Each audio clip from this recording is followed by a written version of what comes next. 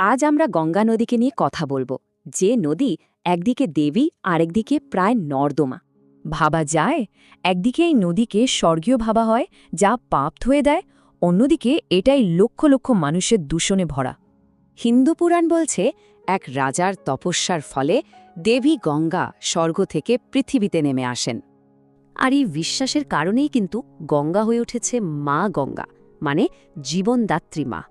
যেমন ধরুন কুম্ভমেলা, লক্ষ লক্ষ মানুষ শুধু পাপ ধুয়ে ফেলতে এই নদীতে ডুব দেয়। তো এটা তো গেল পুরাণের কথা। আচ্ছা, এখন বাস্তবে এই নদীর ওপর কারা নির্ভর করে?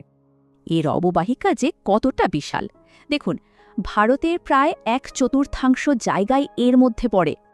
আর এই বিশাল এলাকায় বাস করে প্রায় ৪৫ কোটি মানুষ, পৃথিবীর সবচেয়ে ঘনবসতিপূর্ণ অঞ্চলগুলোর একটা। আসলে এখানকার মানুষের জীবন, ব্যবসা, এমনকি বিশ্বাস সবকিছুই এই নদীকে ঘিরেই চলে।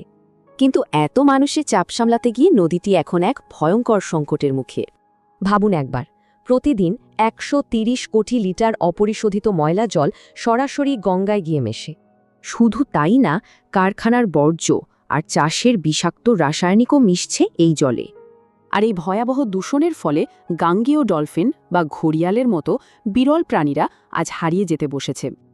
তো এই সংকট থেকে নদীটাকে বাঁচানোর জন্য এখন নতুন কিছু চেষ্টা শুরু হয়েছে। এর মধ্যে একটা দারুণ ব্যাপার হলো সামাজিক উদ্যোগ, মানে শুধু প্রযুক্তির ভরসায় না থাকা।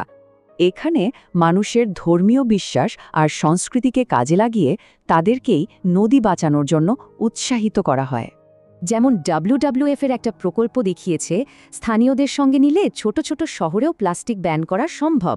নমামি গঙ্গের মতো সরকারি প্রকল্পের পাশাপাশি এই সামাজিক উদ্যোগ একটা নতুন পথ দেখাচ্ছে।